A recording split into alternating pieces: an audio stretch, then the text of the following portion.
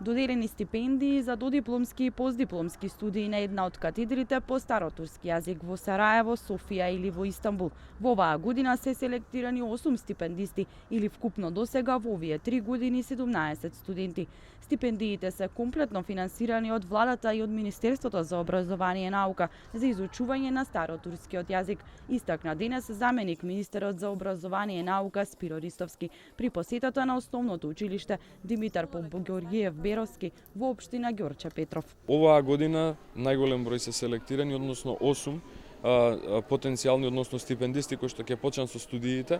Оваа година се 8 селектирани или вкупно до сега во овие 3 години се 17 студенти кои што се комплетно стипендирани од владата, односно Министерството за образование и наука, и истите тие ќе ги продолжат своите студии на една од катедрите која што го изучува старотурскиот јазик. Имено при посетата на основното училиште Димитар Поп-Георгиев Беровски во општина Ѓорче Петров, заменик министерот за образование и наука Спиро Ристовски изврши обиколка на училиштето, каде што се заврши целосна реконструкција и инвестицијата е вредна 3,5 милиони денари.